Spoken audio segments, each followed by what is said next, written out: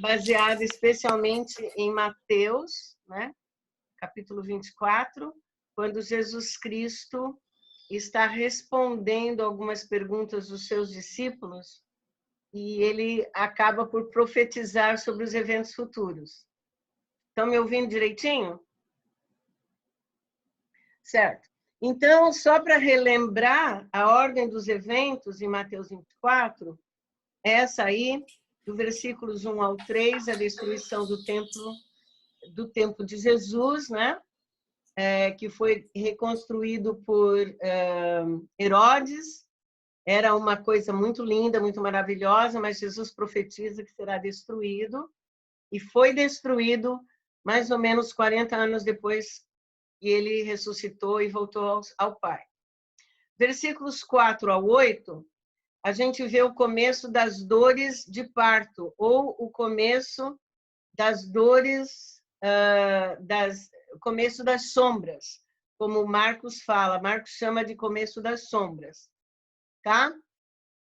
Do 9 a 28 é o período da tribulação. Tá? Então, aí é o que nós vamos entrar hoje. Tá bom? Nós vamos falar sobre a parte da tribulação conforme Jesus Cristo anunciou. Eu não vou lá para o livro do Apocalipse, tá bom? Eu vou ficar aí em Mateus 24. E a última parte, que é aquela do retorno de Cristo, né? E também ele fala sobre a lição da figueira, que vai ser para uma próxima aula que a gente tiver juntos aqui. Tá bom? Então, o texto é do capítulo 24, dos versículos 9 ao 28, tá? Então, se você tiver aí a sua Bíblia, quiser abrir, porque daí eu vou mencionar alguns versículos, né? E daí você já pode ir lendo. Só um minutinho que eu vou pegar a minha Bíblia aqui atrás. Espera aí.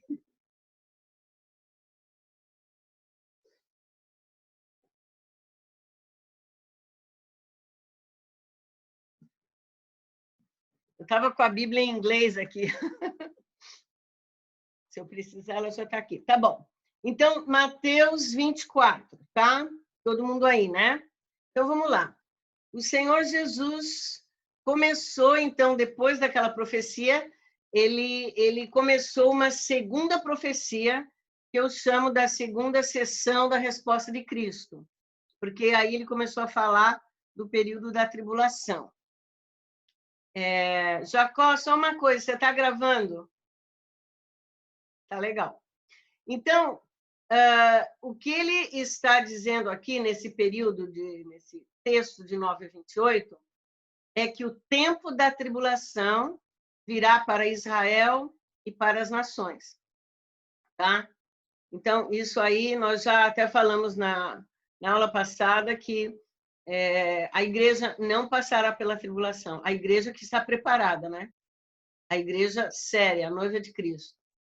Então, ele começa a falar no versículo 9 sobre a perseguição de judeus. Ele diz: então vocês serão entregues para serem perseguidos e mortos, e serão odiados por todas as nações por minha causa. Então, ele está já colocando, assim, vamos dizer, o tom da profecia aqui, de que ele está falando com os discípulos e falando com Israel. Vai chegar um tempo, depois do período das dores, né, sobre o qual ele falou um pouquinho antes, quando eles serão perseguidos. E nós vimos isso aí também acontecendo no livro de Apocalipse, lá no capítulo 12, né, quando a Bíblia revela aquela mulher que está sendo perseguida por Satanás, é Israel. Então, também Daniel, dos capítulos 7 a 10, mais ou menos ali, ele está falando também sobre esse período. Então, fica muito claro que Israel, né, vai ser perseguido. Como já está acontecendo, né? O antissemitismo está de volta, isso já está acontecendo muito em nosso meio, né? Aqui, pelo menos nos Estados Unidos está. No versículo 10, ele inclui algo novo. Naquele tempo, muitos se afastarão da fé e trairão e se odiarão. E muitos falsos profetas aparecerão e enganarão muitas pessoas.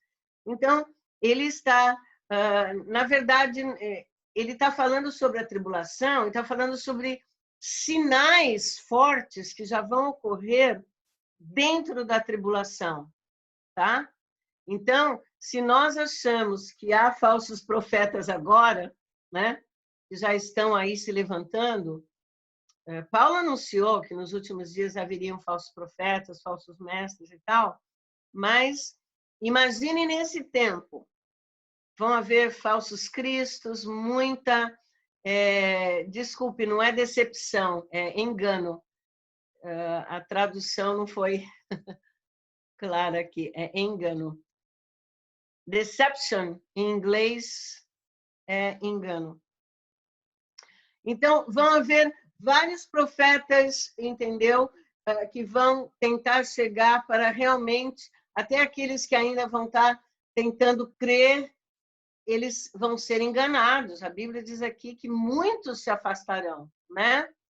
E trairão e se odiarão por causa desse engano. Então, será um ambiente de engano muito grande. Paulo avisa, né, que quando o anticristo estiver para aparecer, e até mesmo no tempo de Paulo, já havia o que ele chama de ilusão, né? Uma poderosa ilusão do anticristo sobre o mundo. É um tipo de... É como se fosse uma atração do engano, que já existe hoje na Terra. Mas, nesse tempo, imagina, o próprio anticristo vai estar governando por aqui, a falsa trindade, né, que são a besta Satanás, a besta do anticristo e a besta do falso profeta, eles vão estar juntos, governando por um período, graças a Deus, curto. Então, o engano realmente vai ser o ar que o povo vai respirar aqui na Terra. Vai ser muito engano mesmo, tá? Então, Jesus já estava avisando a respeito disso. No versículo 12 e 13, ele diz: por causa do aumento da maldade, o amor da maioria esfriará, mas quem permanecer firme até o fim será salvo. Então, vai haver, na verdade, um aumento de maldade. Por quê? Porque estaremos... Nós não, que nós vamos estar aqui, mas o mundo vai estar vivendo o período da apostasia, né? Do abandono da fé. Então, nesse período do abandono da fé, a Bíblia dá aí exatamente a razão pela qual o povo esfriará no amor, na paixão por Deus. A maldade será muito grande. Na verdade, será assustadora. Será como nos tempos de Noé, né? Então, muitos que ainda vão estar aqui, né, que vão talvez ter aí um testemunho que ouviram na família, aqueles que não foram arrebatados, mas que estarão tentando, né, viver uma vida para o Senhor, talvez, muitos vão esfriar por causa desse aumento da maldade, né? Conforme o Senhor Jesus está avisando. E este evangelho do reino será pregado em todo o mundo como um testemunho para todas as nações.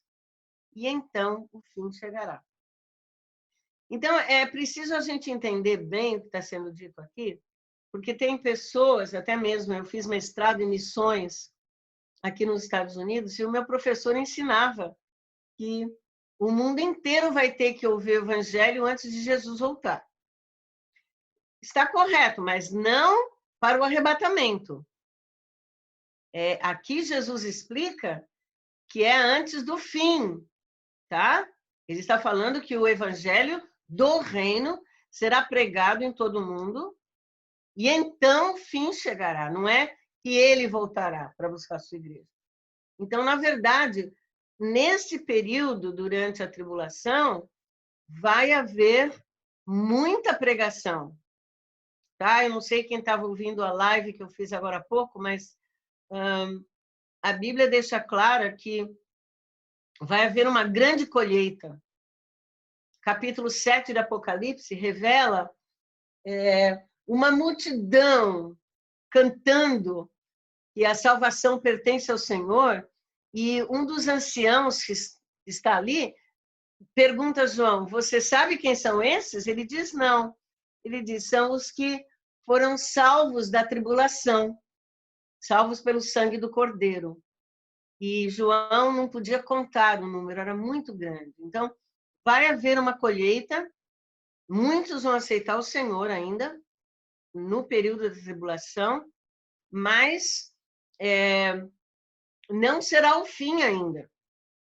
Deus vai levantar anjos para pregar durante esse período. Deus vai levantar as 2 testemunhas, que vão pregar com muitos sinais e prodígios e maravilhas. Vai levantar os 144.000 das 12 tribos de Israel. E, sem dúvida, o testemunho, né, que a igreja terá dado, imagina, de repente desaparecerem 2 bilhões de pessoas da Terra, mais ou menos.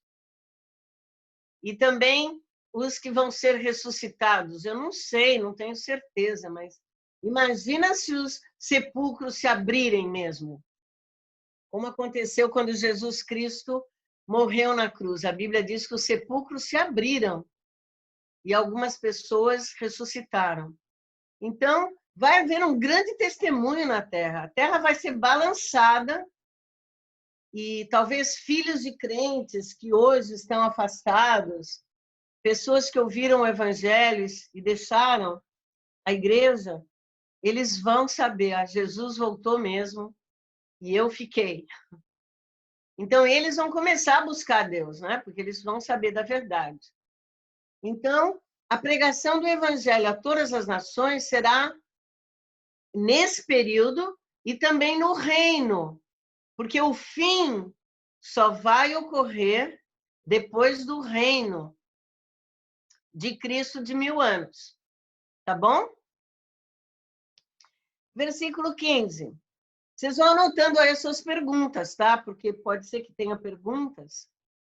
Então, quando você vê em pé no lugar santo a abominação que causa desolação, falado por intermédio do profeta Daniel, que o leitor compreenda.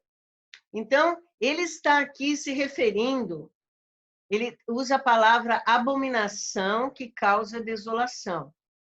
Essa era uma expressão muito conhecida pelos judeus, porque era o que o profeta Daniel usou na sua profecia, né? Apareceria essa desolação que estaria colocada dentro do templo. Só que esse templo já é um novo templo que será construído ainda para o período da paz falsa, né? Que Israel vai ter uma aliança e uma falsa paz durante a primeira metade da tribulação, que vai ser mediada pelo anticristo. Isso aí vocês já sabem, né? Então, o anticristo, juntamente com o falso profeta, vão aqui criar essa imagem. Na verdade, o falso profeta vai ordenar que seja construída uma imagem do anticristo e ela vai ser colocada dentro do novo templo em Jerusalém. Né? Então, ele vai colocar essa imagem na segunda metade da tribulação, depois que Satanás for expulso das regiões celestiais, desculpe, e ele vai entrar no anticristo. Né? Então, o anticristo vai quebrar a aliança com Israel, vai começar a perseguir Israel. Então, o que o Senhor está dizendo aqui é um sinal para os judeus. Olha só. Se a igreja fosse estar aqui, a igreja nem ia saber disso. Mas isso é para Israel. Olha, quando vocês virem lá no lugar santo a imagem do anticristo, a desolação, ou a abominação que causa desolação, que já foi falada pelo profeta Daniel, então vocês procurem entender, ele está dizendo. Leia Daniel, né? É isso que Jesus estava falando. Vocês fujam para as montanhas. Aqueles que estão na Judéia, fujam para as montanhas. E que ninguém no eirado da casa desça para tirar alguma coisa da casa. Tem que fugir. Porque a perseguição está começando. Vai ser um sinal para eles, né? Que ninguém no campo volte a buscar o seu manto em casa. Foge com a roupa do corpo. É isso que o Senhor Jesus está dizendo. E ele avisa como será terrível naqueles dias para as mulheres grávidas e para as mães que amamentam. Imagina uma mulher grávida ter que sair correndo. Eles vão fugir para um deserto. A Bíblia diz que eles vão ser guardados no deserto por 1.260 dias.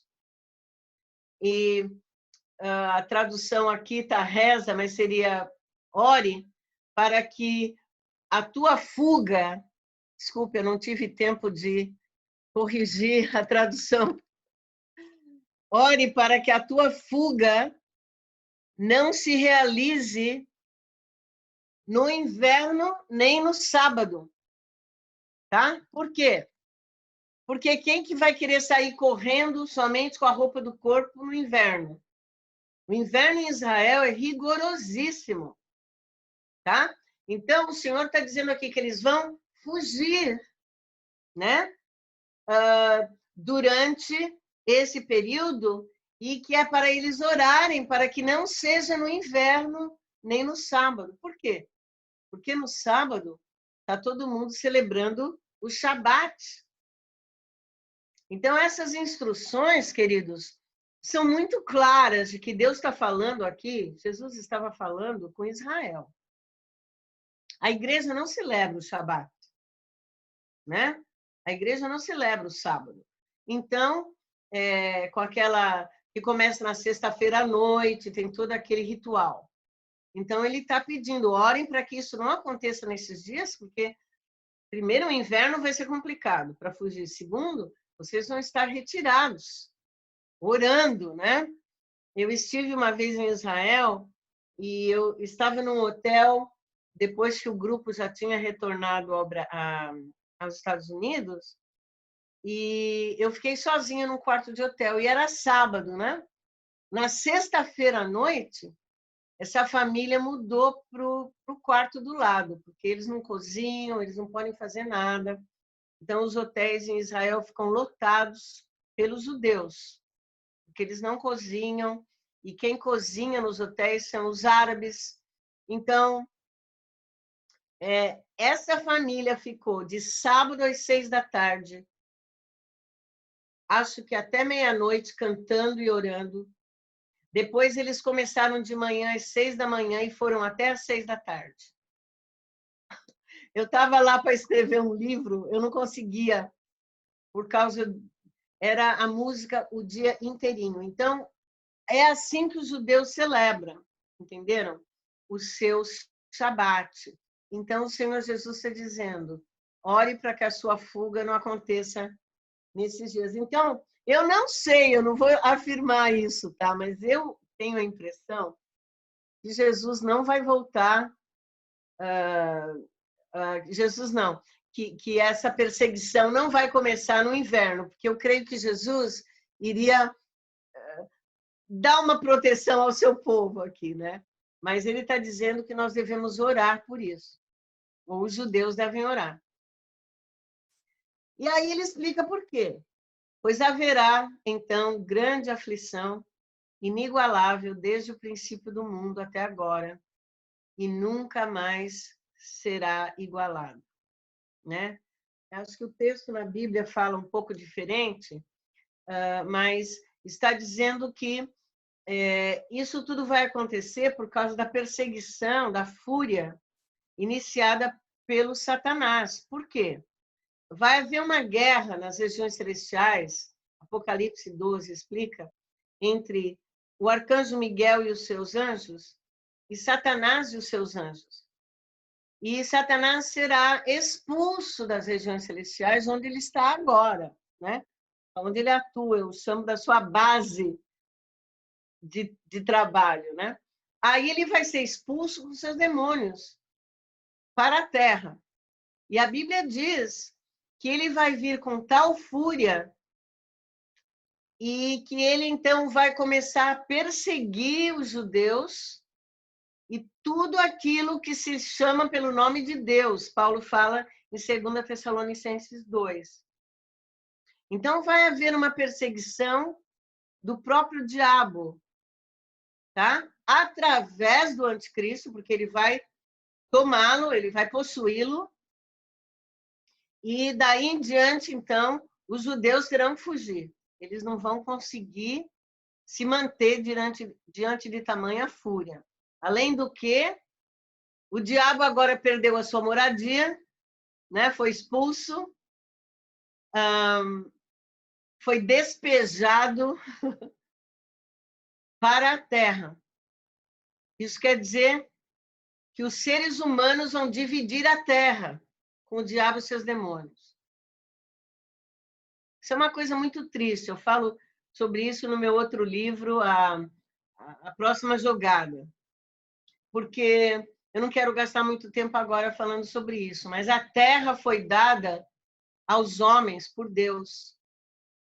Mas lá no comecinho, com Adão, o primeiro homem, a primeira mulher, o primeiro casal, né? Que eles receberam autoridade de Deus do reino, eles entregaram nas mãos do diabo quando pecaram contra o Senhor. E desde então o diabo está por aqui, ele visita, mas ele não mora aqui. Tá? A casa dele final vai ser o Lago de Fogo, que está vazio no momento. Né? E ele vai ficar também preso por 1000 anos no abismo, que é um outro lugar que a Bíblia fala. Ele vai ficar preso ali durante o reino de Cristo. Nós vamos falar sobre o reino de Cristo, acho que na nossa última classe aqui, mais para frente. Tá? Então, vai ser muito triste. Se você ler Apocalipse, você vê que vai ser aberto o abismo e anjos maus, demônios que estão ali reservados para o dia do juízo, conforme Judas avisa na sua pequena carta de um capítulo, eles vão invadir a terra e vão atormentar os homens que adorarem a besta. Então, vai haver um compartilhar do planeta. E por isso, amados, nenhum de nós quer ver nenhum amigo, nenhum familiar, ninguém que nós amamos, ou até nem os nossos inimigos. Nós não queremos que eles estejam aqui na Terra para a tribulação, porque vai ser algo muito sério, muito difícil. E o Senhor está avisando aqui, nunca houve tanta tribulação, inigualável, desde o princípio do mundo até agora. Nem o dilúvio de Noé é considerado tão sério, porque é assim que o Senhor está se referindo aqui, desde o princípio do mundo até agora, nunca houve algo igual.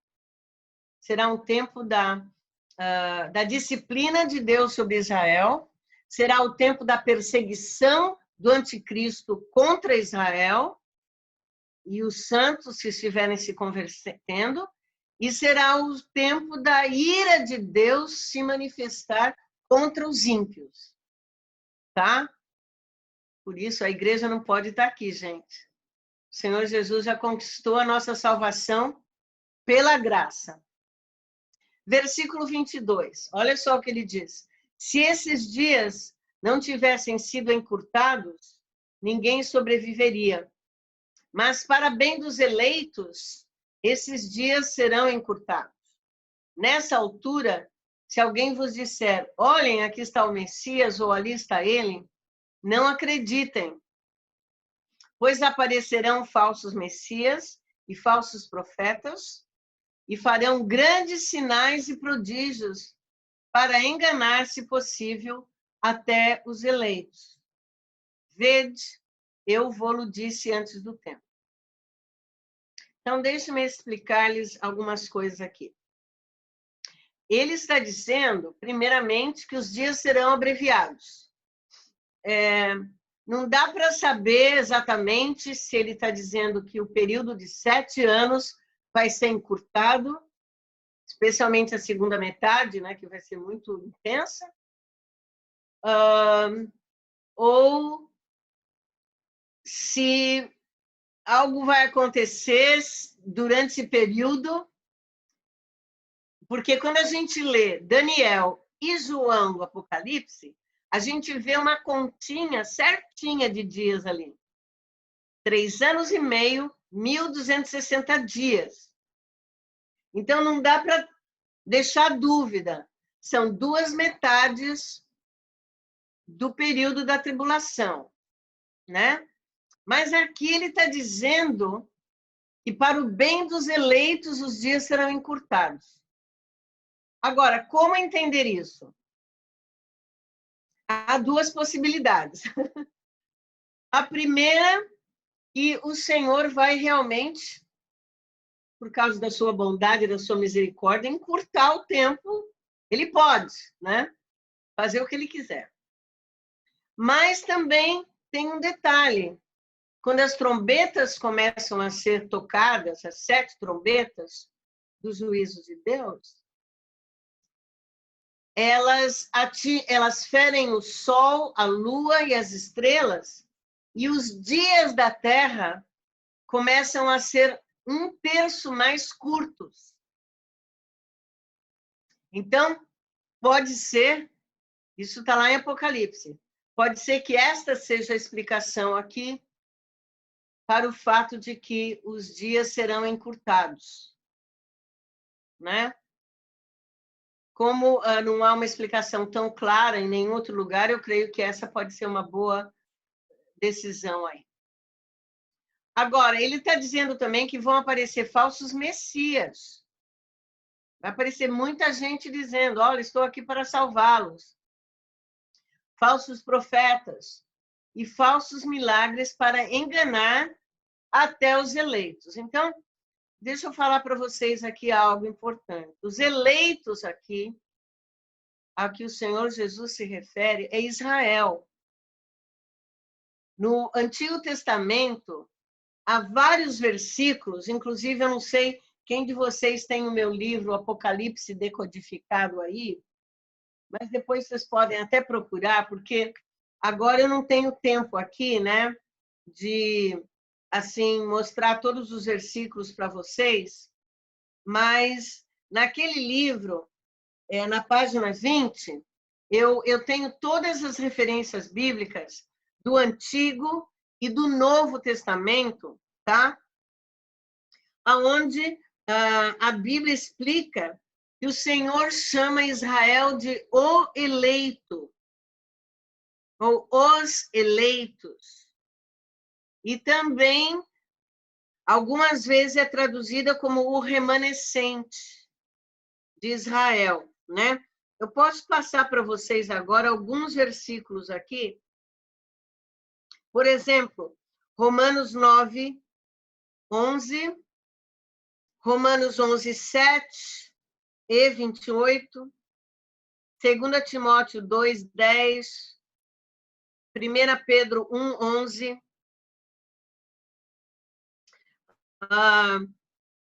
Isaías 11, 11 a 16, Zacarias 2, 6, uma infinidade de textos.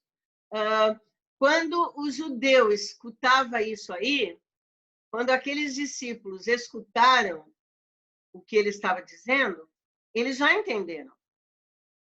O Senhor vai abreviar os dias, algo vai acontecer para que nós sejamos salvos. Porque a igreja já está salva aí. Quem vai ser salvo agora é Israel, né? Israel é salvo lá no final da tribulação. Zacarias capítulo 12 explica isso, quando eles veem Jesus voltando e um sinal nas nuvens. E é um sinal que eu creio que os judeus vão reconhecer. Talvez seja o sinal da Arca da Aliança, talvez seja o sinal de um cordeiro, eu não sei, a Bíblia não explica, mas vai ser algo que quando eles virem, eles vão reconhecer que é o Messias e vão lamentar-se. Zacarias 12, até o capítulo 14, descreve tudo isso aí, a volta de Cristo, a reação de Israel. Romanos 9, Paulo explica sobre a salvação deles, não é? Então, muita gente confunde, lendo esse versículo, pensa que os eleitos somos nós, a igreja. Por que eles pensam assim? Por causa de uma doutrina humana que foi criada, que que serão salvos somente os eleitos por Deus.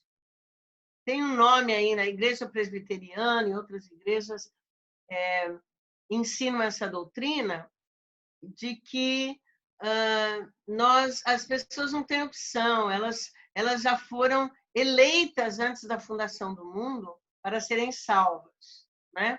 Então, essa doutrina, eu creio que meio que confundiu as coisas, e as pessoas, quando leem esse texto, Jesus está falando da tribulação, então nós somos os eleitos, nós vamos estar na tribulação. Essa é a conclusão que as pessoas chegam, tá? Mas vocês vão ver, à medida até que a gente segue aí no texto, que esses eleitos, eles vão ser reunidos dos 4 cantos da terra por anjos. É totalmente um outro ambiente, uma outra descrição de cenário, diferente da descrição do arrebatamento da igreja. Amém? Estão entendendo aí? Estão comigo até agora? Dá um positivo aí, pelo menos. Tá bom. É estranho para mim dar uma aula assim sem ninguém falando. Mas tudo bem, a gente continua aqui. Então, dando assim um tipo de um resumo, vai haver perseguição e fuga dos judeus durante a perseguição do anticristo, tá? Eles vão ser escondidos, protegidos por Deus. Falsos profetas e falsos messias, falsos milagres vão surgir para enganar os eleitos de Deus, ou o eleito, Israel. O anticristo vai colocar a sua imagem no templo. Isso já é naquela segunda metade da tribulação, e a Bíblia diz que os moradores da terra vão adorá-lo. É muito sério o que vai acontecer nesse tempo. Por isso que na segunda metade vão haver muitos juízos destruidores. Só para vocês terem uma ideia, os 4 primeiros selos, porque existem 3 conjuntos de juízos na tribulação que o Apocalipse fala, tá? 7 selos, 7 trombetas e 7 taças, tá? Na primeira metade, que são 3 anos e meio, apenas 4 selos liberarão juízos. Então, restam 17 juízos para a segunda metade. Então, a primeira metade é até meio amena, se a gente pode dizer assim. Deus vai usar as coisas naturais e também coisas que o homem vai fazer, como guerra, fome, coisas assim. A partir da segunda metade, quando o diabo vem com fúria, eu já estou aqui falando Apocalipse, né? Eu tinha que ficar só em Mateus. Mas eu já estou dando uma dica. Então, aí a ira vai ser tão grande, os homens vão começar a adorar a besta, aí a fúria de Deus, a ira de Deus vai se manifestar. Então, vai haver um aumento da perversidade, abandono da fé. Estou fazendo um resuminho aqui. O evangelho será pregado a todas as nações. Tá? Agora, deixa eu ir para Lucas 21, porque lá ele descreve alguma coisa interessante que não está em Mateus, mas é o texto paralelo, né? Ele acrescenta algumas coisas. Ele diz: mas quando virdes Jerusalém rodeada de exércitos, sabei então que a sua desolação se aproximou. Então os que estão na Judéia fujam para as montanhas, e os que estão dentro da cidade partam, e não deixam entrar os que estão fora do país. Pois esses dias serão dias de vingança, para cumprir tudo o que está escrito. Ai das mulheres que estarão grávidas e das que estarão amamentando nesses dias. Essa tradução é a tradução do Google, eu acho, quem fez. Mas depois você pode consultar direitinho o texto de Lucas 22. Mas uma coisa interessante aqui que ele acrescentou foi que, além de estar acontecendo tudo aquilo com a perseguição, né, do anticristo, e orem para que não seja o inverno, ai das mulheres que estiverem grávidas ou amamentando, ele também está avisando que nesse tempo vai começar esse cerco de Jerusalém. As nações vão começar a vir. Jerusalém será sitiada e será bem destruída. A Bíblia diz que ela vai ser saqueada, as casas vão ser saqueadas, mulheres vão ser estupradas. É assim que fala, né? Então, vai ser um tempo muito, muito difícil. Deus está falando de Israel. Veja outra vez, quando vocês virem Jerusalém rodeada de exército, é uma mensagem específica para Israel. Não é a igreja. Tá? Daniel 11:31 também fala profeticamente, as forças dele, está falando do anticristo, aparecerão e profanarão o templo e a fortaleza, e tirarão o holocausto regular, e estabelecerão a abominação que torna-se em desolação. E a partir do momento em que o holocausto regular é retirado e a abominação que se torna desolação é estabelecida, haverá 1.290 dias. Então, deixa-me explicar-lhes algo aqui. Daniel está explicando o que Jesus está falando lá em Mateus e em Lucas. Tá? Essas forças são as forças bélicas, né? As nações vão entrar em acordo para a batalha do Armagedon. Eles vão começar a vir contra Israel. O Vale do Armagedon vai estar lotado de tanques de guerra, aviões por cima da cidade de Jerusalém, né? E nessa mesma época, isso tudo vai acontecer por quê? Porque o anticristo, logo no início, na primeira metade, ele vai aparecer como um diplomata da paz, uma pessoa da paz. Como a Bíblia diz, ele vai ter aparência de bom, de um homem bom, mas ele vai falar como um dragão, entendeu? Então, ele vai conseguir fazer uma aliança com Israel e outros países para uma falsa paz, que ele pretende depois quebrar e trazer todas as nações contra Israel. Então, no início, é só uma paz falsa. Então, quando diz aqui que ele vai profanar o templo, é porque ele vai colocar aí a sua imagem e vai tirar o holocausto regular. Porque na primeira metade, nessa aliança com Israel, eles vão voltar a fazer os sacrifícios, as oferendas de cordeiros, né? Os holocaustos regulares. Quando ele terminar, ele quebrar essa aliança no meio da semana, né, ou do período, então eles vão ter que terminar, não vão fazer mais os holocaustos, não vão mais oferecer, né? Então, esse tempo vai ser um tempo muito complicado para Israel. Daniel 9:27 não foi traduzido, mas eu vou traduzir para vocês. Ah, tá aqui a minha Bíblia, no português, é mais fácil, né? Vocês podem abrir aí, Daniel 9, 27.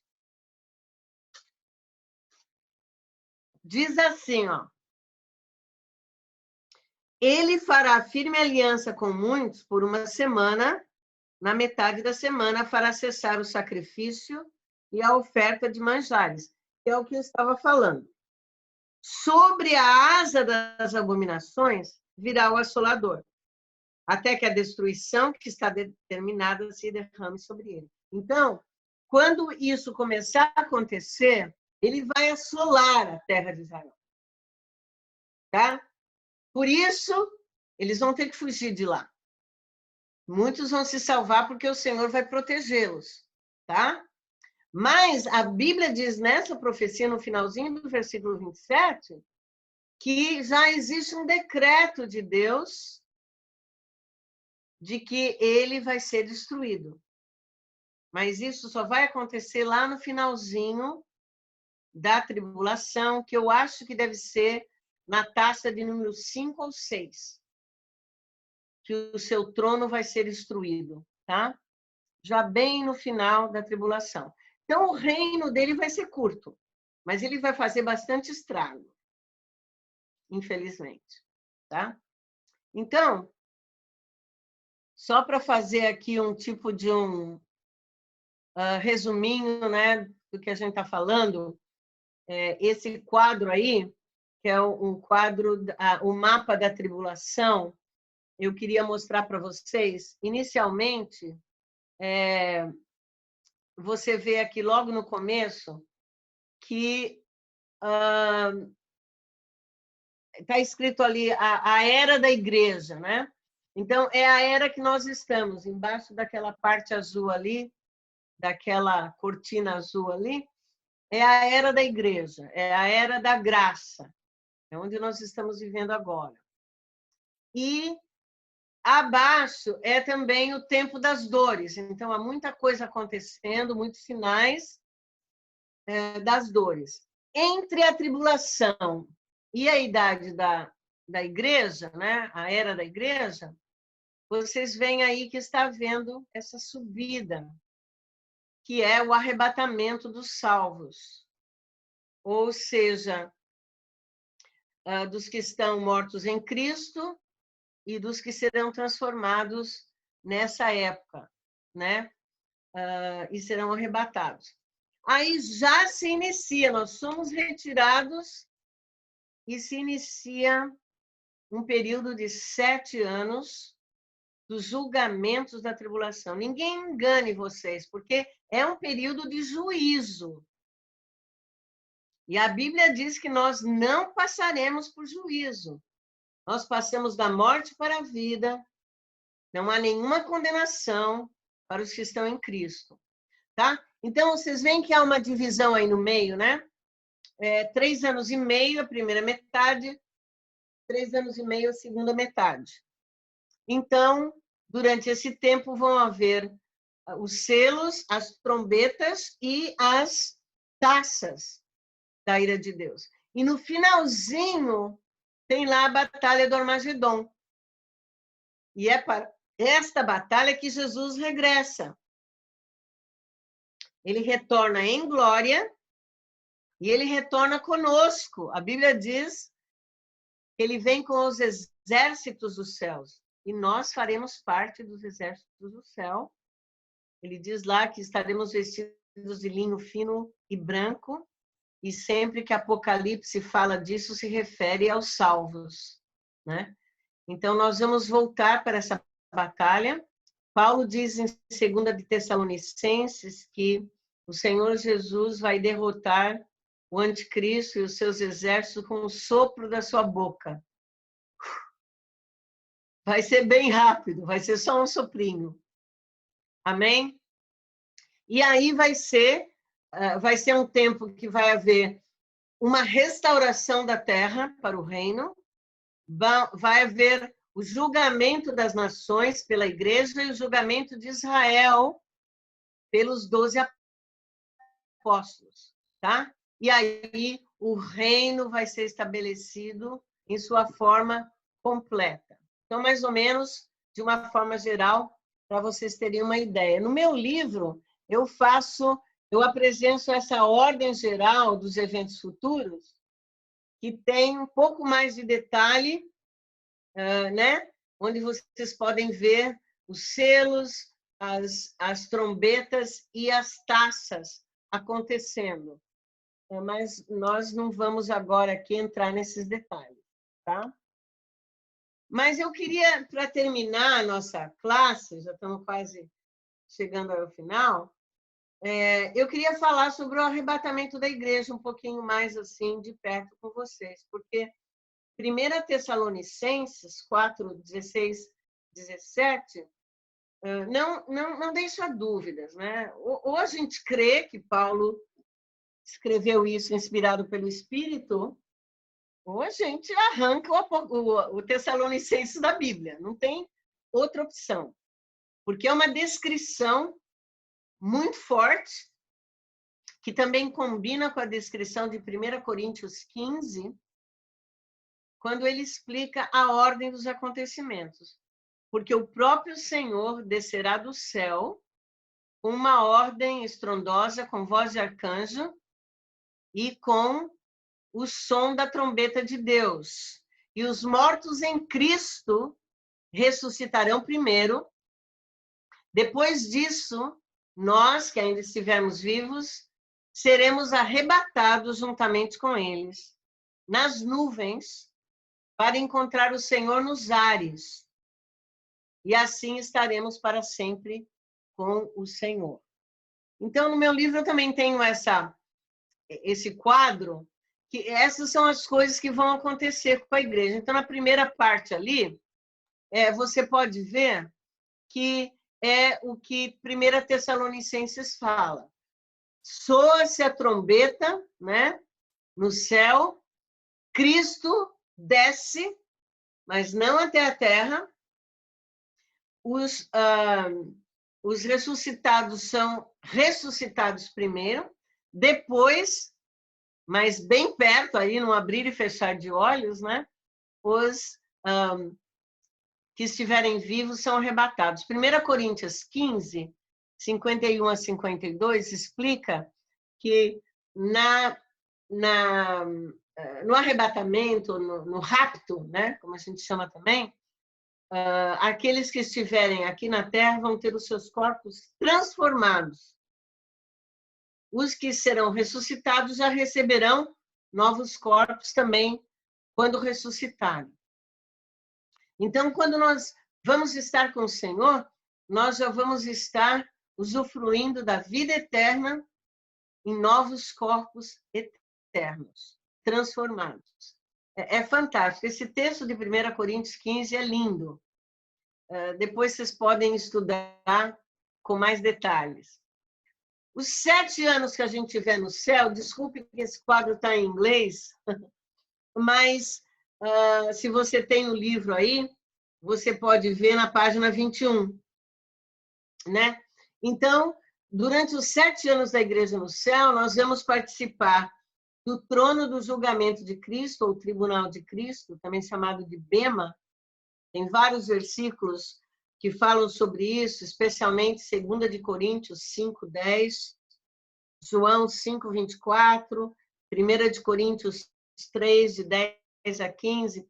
Esses textos, eles revelam que nós vamos participar de um evento nos céus com Cristo, onde ele vai nos presentear com recompensas ou galardões. Paulo fala de coroas, coroa incorruptível, coroa da alegria, coroa da justiça. Pedro fala da coroa de glória, Tiago fala da coroa da vida. E eu creio que é aí, nesse momento, que nós vamos receber também nossos dons e tarefas e missões para o reino de Cristo. Porque, em seguida, nós já vamos começar a reinar com ele. Um outro evento importante é as bodas do Cordeiro, Apocalipse 19, de 7 a 9, onde Jesus celebrará um tempo de comunhão muito especial com a sua igreja fiel, já transformada, já com vida eterna, já nos novos corpos. Vai ser um tempo especial com Cristo. Algo que vale a pena esperar para viver. Vale a pena servir ao Senhor para poder experimentar esse nível de comunhão que a igreja vai ter com o Senhor. A outra coisa é a igreja vai ser apresentada ao Pai. E nós vamos ver a Deus. Tem vários textos estão descritos ali que nós vamos encontrar o nosso Criador. Imagina que lindo que vai ser isso. Nós vamos conhecê-lo e vamos saber, vamos vivenciar, né,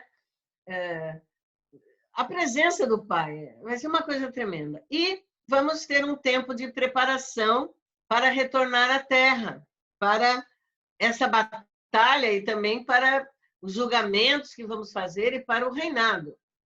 Então, vai ser um tempo maravilhoso do Senhor Jesus Cristo com os seus discípulos, né? Efésios 5, 25 a 27, também fala, né, que o Senhor Jesus vai preparar a sua igreja para apresentá-la radiante, sem mancha ou ruga, mas santa e irrepreensível. Eu gosto muito dessa foto aqui que uma amiga minha fez. Tá? Então, só para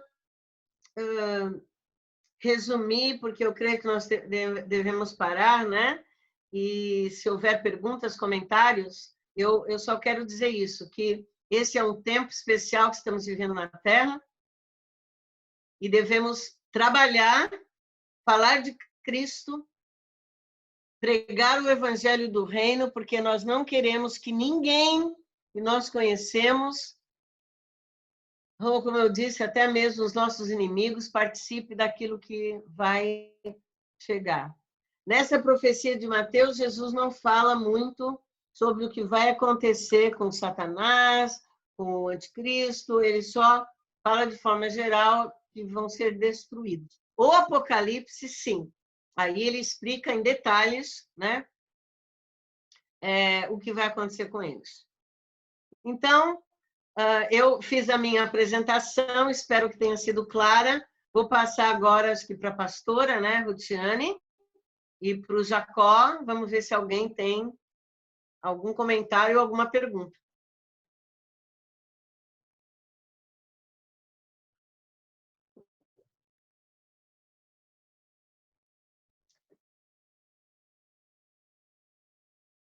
Ok. Obrigada, pastora. Você anotou as perguntas, Jacó? Tem alguma pergunta? Um segundo.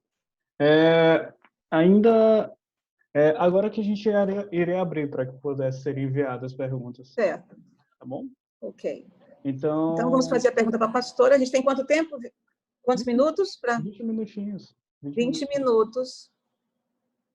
Para a gente poder... Para alguma pergunta que também, ficou... se não tiver pergunta, não tem problema, hein?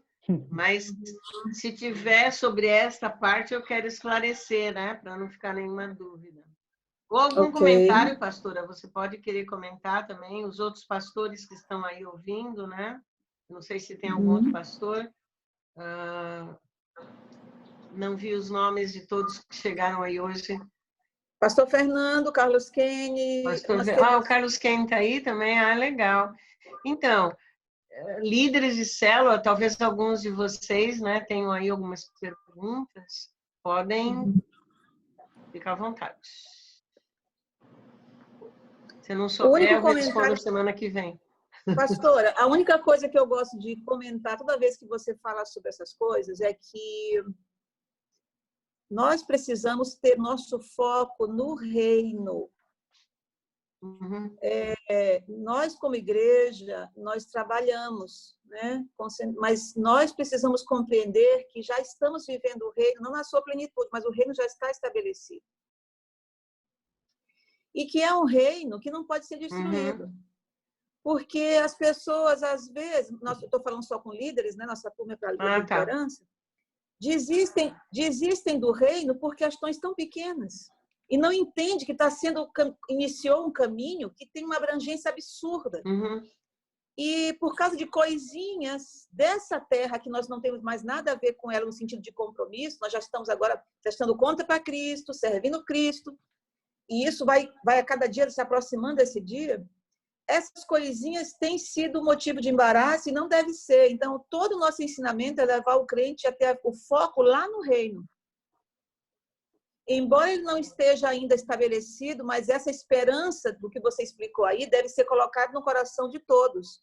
Iniciou-se um caminho que não tem mais retorno, que eu não posso parar em função das coisas. Não é? Que há um reino, você falou aí de coroação, é muito lindo, eu já estudei sobre o tipo de coroa, e tem uma que fala sobre coroa de glória, que eu acho fantástico, que tem a ver com vida de pastoreio, que é quem cuida de vidas, eu até comentei outro dia com Jaqueline, e é fantástico. Então, Deus tem recompensas inimaginárias para o povo que levar o reino a sério. É esse meu comentário, porque eu escuto, quantas vezes eu escutar o reino e quantas vezes meu coração fica incendiado, porque nós não temos mais que prestar contas nem compromisso com o reino desse mundo. Nós estamos aqui para servir esse mundo, para que o máximo de pessoas entre no reino do Cristo e seja tirado desse reino de engano, porque só o que você falou no início aí é só engano. Falso profeta, falso... É um reino de engano esse mundo. Aí o engano vai ficando pior. Exato. Engano, até que o engano torna-se um reinado comum do mundo todo. O próprio enganador toma posse do mundo. Então, quanto mais a gente se afasta da verdade, mais o engano toma posse nos espaços, né? Em todas as áreas, na política, na arte, na ciência. Sim. O engano vai chegando e vai tomar a terra de uma abrangência absurda. Era isso que eu queria acrescentar. Certo. Eu concordo. Não tem volta. Achei legal você falar isso. A gente sabe, né? Mas às vezes não cai a ficha, né? Não tem volta. Especialmente agora que nós já estamos no período das dores. A tendência é que o Senhor volte muito mais cedo do que nós estamos pensando, tá? Mais tarde, no texto de Mateus, ele vai dizer que ele está às portas. Então, nós como líderes, já que é um grupo todo de líderes, vamos entender que o evangelho que Jesus pregou quando ele veio aqui, pode procurar lá nos evangelhos de Mateus e João. Ele pregava o evangelho do reino de Deus. Isso. E em nenhum lugar diz que ele pregava o evangelho da salvação só. Depois a igreja e os apóstolos também. Eles saíram pregando o evangelho do reino. Jesus ficou 40 dias com os seus discípulos, depois da ressurreição, ensinando as coisas sobre o reino de Deus. Imagina, ele passou uma quarentena com os discípulos, conversando sobre o reino. Isso deve ser muito importante. Então, eu vejo igrejas, a gente vê na internet, né? Pessoal pregando o evangelho água com açúcar. Acho que eu falei da última vez para vocês. Eu não sei, eu tenho falado em tantas lives que eu nem me lembro. Se eu repetir, me desculpe. Mas não dá tempo mais para ficar pregando teologia da prosperidade, evangelho da supergraça, sabe? Ficar passando a mãozinha na cabeça de crente que não quer levar a sério. Prega o reino, gente. Olha, eu estou falando com meus líderes aqui. Nós estamos até fazendo um novo plano para a igreja. Eu estou fazendo um novo plano pessoal para a minha vida. Porque eu quero estar nesse reino, quero ser colocada sobre algo maior. Mas para isso eu tenho que ser fiel aqui. Entendeu? Então, mudou. A face da terra já mudou. Nós temos que discernir. Então, quero dizer isso para vocês como líderes, né? Revejam suas vidas pessoais, revejam os seus compromissos financeiros, revejam os seus relacionamentos, os seus dons. Não vão enterrar dom. Quem não entende, enterra dom. Como aquela parábola. Depois, ele sofreu as consequências, não é? Mas nós temos que usar os nossos dons, os nossos talentos, trabalharmos para o Senhor. O Senhor está chegando. Outra pergunta ou algum outro comentário? Pastora Isis, aqui, Oi. Jaque. Oi, Jaque, tudo bem? Tudo. Eu tenho milhões de perguntas, mas eu sei que eu gosto das suas perguntas. A cabeça tá assim, ó, fervilhando. Imagino. Então, sobre as portas. Nós sabemos que existem 12 portas. Tem as portas, outro dia a pastora falou sobre isso, outro dia não, tem um tempo. E aí eu sempre converso com ela que essas coisas elas ficam me chamando a atenção, meu coração fica acelerado como está agora. Então, ela disse para nós que ainda falta uma última porta a ser fechada, que é a porta da graça, que é essa onde o noivo vai entrar, atrair sua igreja e ficaram de fora, né, como a Bíblia fala, os cães, efeminados, adúlteros, lá. Então, não sei se, né, a senhora poderia em algum momento pregar para nós, ministrar para nós sobre as portas. E tem uma porta, que eu não lembro qual é o lugar que ela está, que o Messias abrirá, que é a porta das ovelhas, se eu não estiver enganada.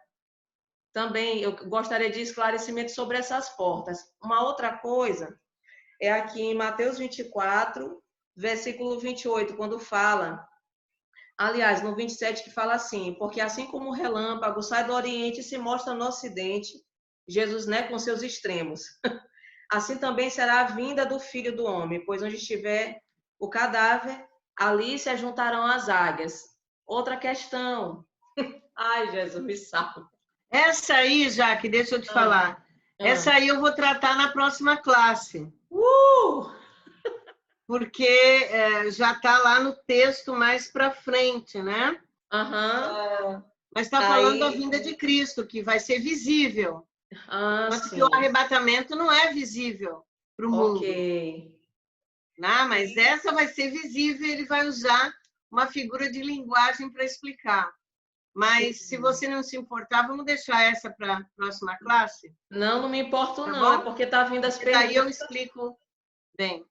A das portas, eu realmente não sei sobre que portas você está falando, porque existem as portas de Jerusalém.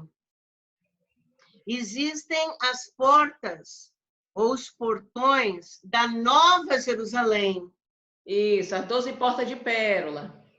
Então, é outra coisa. Agora você falou da porta da graça. Isso aí eu já não sei do que você está falando.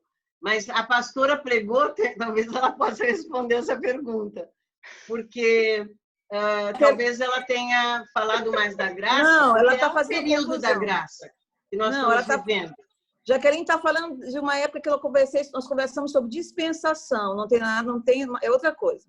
A porta que ela se referiu, que ela está querendo juntar, que a cabeça dela está cheia de coisa, é porque nós falamos uma vez das 12 portas, aquelas que Neemias restaurou quando ele refez os muros de Jerusalém, né?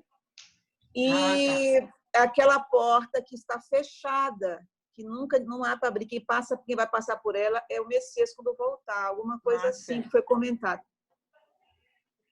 Esta porta que está fechada, ela tem dois lados, ela chama Porta Dourada. Sim. Ela foi fechada por um muçulmano, um imperador muçulmano, quando eles dominaram Jerusalém.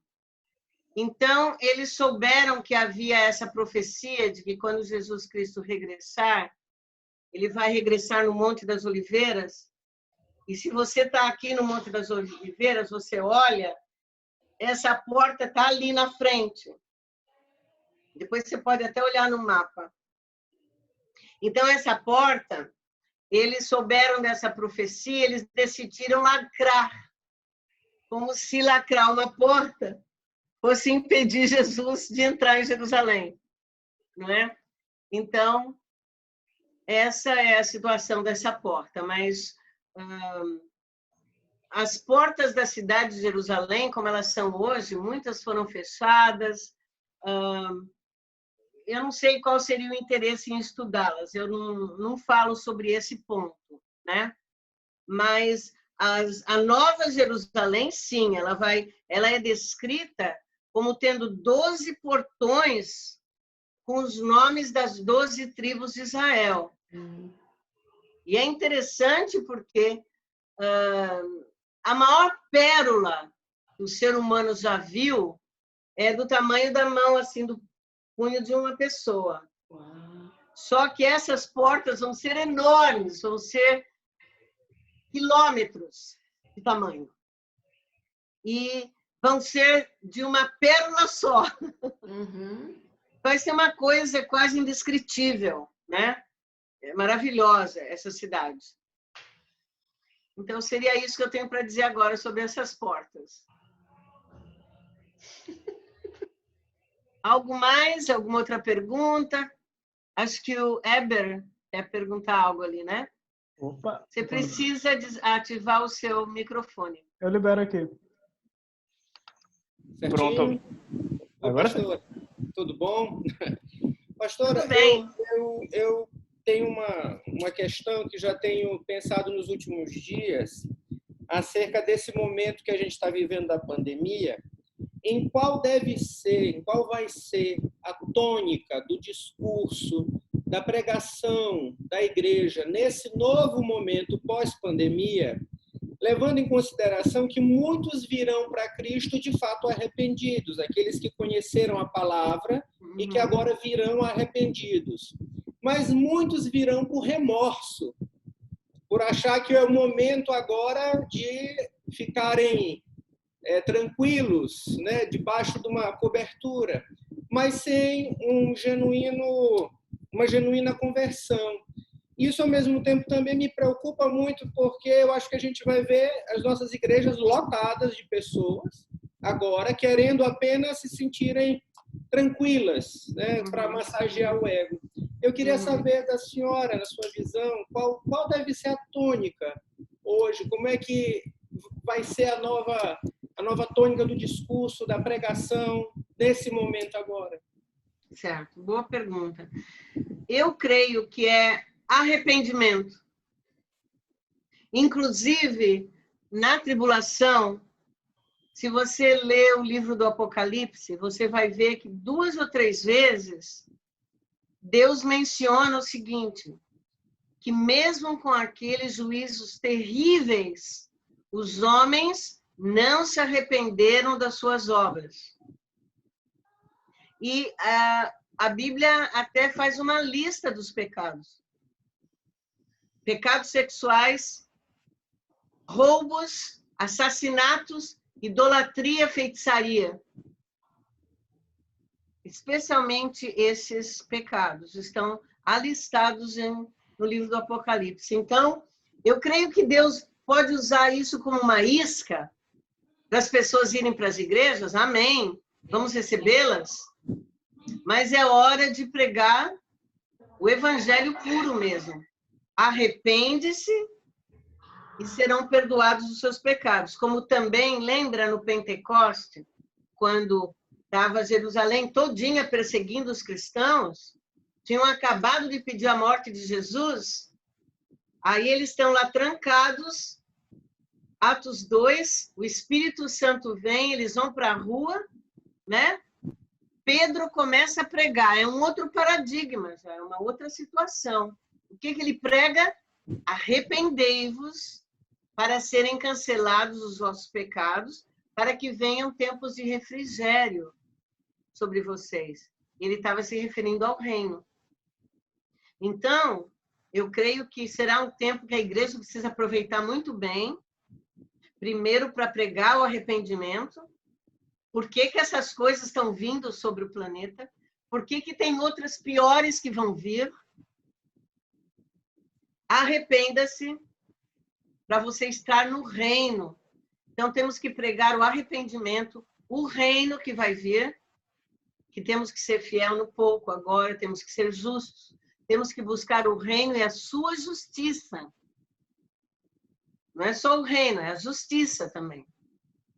Cristo é a nossa justiça. Mas também eu creio que será um tempo onde que nós vamos ter que discipular, porque nós vamos ter que levar essas pessoas a um trabalho, a uma mudança de vida, e é quase impossível fazer isso numa igreja enorme, né? Todo mundo escutando. Eu sei que Deus pode usar isso também, mas o discipulado sempre foi o plano de Deus. E também os grupos pequenos, não é? O pastoreio, a liderança, pastoreando, buscando, indo atrás, orando. Então, mas eu creio que o arrependimento, não tem tempo mais, sabe? Para ficar falando, se converta, Jesus vai te dar uma vida linda, maravilhosa. Você vai ganhar um Mercedes na loteria. Olha, eis que vejo o teu varão aqui na porta da tua casa, batendo na tua porta. Gente, olha, me entendam, eu não estou fazendo nenhuma gozação de profecia, mas eu vejo... Essa semana, eu escutei aquele pastor Valdomiro, ele está vendendo a cura do coronavírus. Vocês já viram esse vídeo? Não tem mais tempo para isso, sabe? Nós vamos ter que pregar arrependimento puro, vida transformada. Não vai dar tempo para ficar enrolando. Não vai dar tempo para esquentar banco. Então, crente esquenta banco, passou o tempo dele já. Isso foi até dezembro de 2019, se é que existia um tempo para eles. Nós já entramos no princípio das dores. Nem sei se vai ter muito banco para esquentar, porque quem sabe se nós vamos poder voltar a nos reunir como antes. Vocês estão entendendo? Então, não sei se a pastora concorda comigo, mas arrependimento, discipulado, batismo do Espírito Santo, como a igreja fazia no começo. Atos 4, Atos 2, 42, viver a vida comum, dividir o que tem, investir no reino. Se precisar vender um bem para investir mais no reino, melhor fazer logo. Porque esse bem vai ficar aí, né? Vocês estão sabendo, né? Ninguém vai levar. No arrebatamento, eu não vejo ninguém levando casa, carro, conta bancária.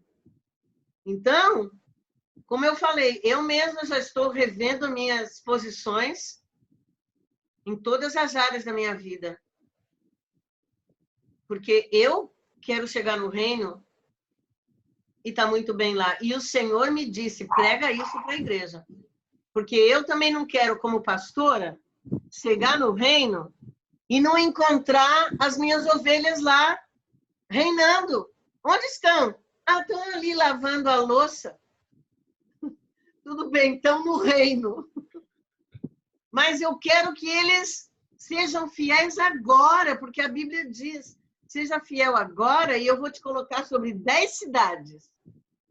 Jesus falou. Em Apocalipse ele diz, ao vitorioso, eu vou dar autoridade sobre nações. Nós vamos ter prefeitos, governadores, presidentes de nações.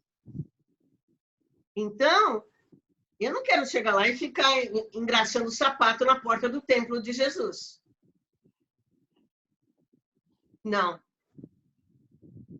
Eu estou trabalhando não para isso. Nesse aspecto, eu sou um pouco avarenta, se eu posso usar essa palavra. Eu tenho grandes expectativas. Mas não adianta chegar lá no céu e falar, Jesusinho, por favor, me dá um outro cargo. Não, é agora. Por isso que eu digo, gente, vamos trabalhar. Amém? Mais alguma Acho pergunta? que o tempo acabou, né? 6h21 já. Cadê a pastora? Só chamar ela aqui. Pastora Rutiane. Obrigada, Você vai pregar pastora. domingo? Já gravamos a mensagem. Vou falar sobre... já gravaram? Vou falar sobre Efésios, a família ser cheio do Espírito Santo em casa. Amém. Ô, glória. Isso vai ser bom, hein? Começa a partir da família. Bom, pastora, mais uma vez eu quero agradecer e também feliz porque tivemos o Caio com a Dani conosco, o Heber com a Manu, não é? Ah, que legal! Oi para vocês todos! São nossos queridos e quero que tivesse mais gente conosco, porque são ensinos que têm sido objetivos, sérios, e vai alargar nossa visão a respeito do que Jesus está fazendo hoje e o que está por vir. Tudo que ele falou vai se cumprir, não importa. Nós é que temos que mudar em função das suas palavras, né? Uhum. Então, eu quero agradecer e orar e convidar todo mundo para estar de volta aqui sábado. Nós temos mais 2 aulas, né, pastora? Acho que sim. Às 5 horas. E pedir também que os irmãos leiam, porque a minha preocupação como pastora, de todos os pastores, é que ninguém vos engane. Essa é a minha preocupação. Porque, eu vou falar de novo, a internet hoje, cada um tem o culto que quer, pode sintonizar a pregação que quiser e seguir a doutrina que quiser. Mas nós somos pastores, nos preocupamos para onde está indo nossas ovelhas. Porque é muita confusão, cada um ensina o que quer, e enquanto dessas misturas, você pode gostar daquela doutrina e tudo mais, mas veja uma mente com outras intenções. Então, é bom estar firmado para que o Espírito fale à igreja. Você faz parte de um rebanho, e Deus tem falado com aquele corpo nesse aspecto. Exato. Então, é bom ter cuidado, andar junto com os pastores, né? Não dispersar, porque esse povo que vai para a internet não tem responsabilidade sobre a sua vida. Não foi colocado por Cristo para ser seu intercessor. Então, lá, botam para fora tudo que eles estão recebendo, sei lá de onde é. É complicado. Então, é bom a gente andar realmente firme na palavra. As dúvidas que tiverem, de tira com nossos líderes, para não dispersar, não esmorecer, porque realmente são dias difíceis. Nós estamos debaixo de uma pressão muito grande, todo mundo em casa. Outra coisa que eu quero aproveitar, que estão os líderes reunidos, a gente precisa intensificar nossas orações pelo nosso país, não é? Ontem mesmo eu tive numa vigília com uma pequena equipe que ora de madrugada comigo. Ela se juntou mais gente. Uma das meninas fez um clamor pelo nosso país e eu fiquei muito feliz, porque é necessário orarmos pelo presidente, orarmos pela essa questão política, e todo o mal deve cair por terra. Jesus vai fazer algo sobrenatural pela nossa nação. Nós precisamos de uma intervenção de Deus em nosso país, nossa nação. E a igreja, eu me sinto responsável como igreja por interceder, porque ninguém, a não ser a igreja, tem acesso à sala do trono de Deus. A igreja tem responsabilidade de interceder. A gente pode até comentar, tudo bem, contanto que a gente interceda junto à palavra de Deus. Eu vejo muito cristão envolvido aí, botando coisa em Facebook, tomando partidarismo. Não é essa a nossa posição. Nossa posição é de joelho. Nessa posição a gente tem autoridade. É de joelho, é no jejum, buscando de Deus essa misericórdia pelo nosso país, sabe? Porque realmente é um momento muito delicado. Aproveitar a pandemia para fazer guerra, e isso não é só Deus para resolver isso. Então, vamos orar, pastor. Eu quero orar por você, por você e abençoar esse grupo que está conosco. Pai querido, nós estamos reunidos mais uma vez, estamos encerrando esse momento. Muito obrigada pela tua palavra. A tua palavra é poderosa, é verdadeira, ela é luz. Ela nos traz para o tempo, para uma visão mais alargada. Ela gera em nós algo que não existe. Queremos te louvar, te bendizer por esse tempo de ensinamento. Quero abençoar a pastora Isis, aí nesse país onde ela está. Tu sabes a dificuldade que elas estão passando aí também. Que ela seja sal e luz para essa nação, pastoreie seu rebanho. E todos os sonhos, Senhor Deus, que o Senhor tem colocado no coração dela, tu possas realizar segundo o teu reino, segundo a tua vontade. Venha o teu reino sobre a vida desse país, a vida desse governo, sobre as igrejas na América. Nós oramos também pelo nosso grupo de líderes, pedimos, ó Deus, a tua cobertura e proteção sobre todos os teus servos, que as casas estejam guardadas pelo teu nome, que o sangue do Cordeiro esteja nos umbrais da casa, que nenhuma seta, nenhum mal, nada venha influenciar, antes que o teu povo esteja saudável para proclamar a tua palavra, Senhor. Para instruir, para cuidar, para exortar, para ser boca de Deus. Mantenha o teu povo em saúde, Senhor.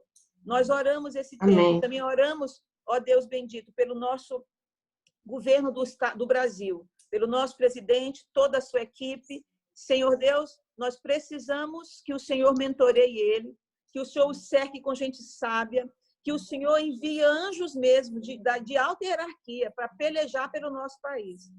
Para, Senhor Deus, fazer cessar toda ira, fazer cessar toda perseguição, aquilo que está oculto, que nós não sabemos, o Senhor sabe. Pedimos, ó Deus, que o Senhor se compadeça do Brasil. Levanta a tua igreja intercessora, profética, poderosa. Clamamos em nome de Jesus. Amém. Amém. Obrigada, turminha. Amém. Obrigada a todos, foi um prazer enorme estar com vocês. Próximo sábado a gente se vê. 5 o'clock sharp. Obrigada. Obrigada, tchau. Essa aula vai estar no YouTube, depois eu passo o link, tá bom? Tá bom. Beleza.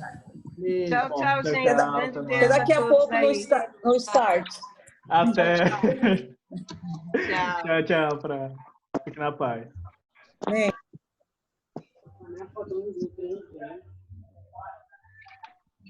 Ei, Jacó. Oi. Cadê você, rapaz? Rapaz, tô aqui. Saudade do senhor, rapaz. Quanto tempo? Você sumiu, rapaz. Mas você não... Agora eu não tenho nem como não sumir. Saudade de tomar um café aí. Eita! E pastor Fernando! Minha mão, desde aqui. É vaso! Zequinha de boné, rapaz. Ei, Zequinha, tu não respondeu minha mensagem lá no grupo da liderança, né? Tu vai ver. Ei, tá tomando pressão, Zequinha. Todas as mensagens. No final, eu agradeci a todos. Obrigado. Deus te abençoe. Ô, já que me Pode perdoa. cortar. Ei, irmã Eunice. Essa criança fica brava, minha filha. Entendeu? Olha a mamãe. Olha a mãe de Liz. Olha aí. Parou. Eunice. O dela parou, gente. Tá travado. Travado? Tá, o dela tá. Da irmã Eunice.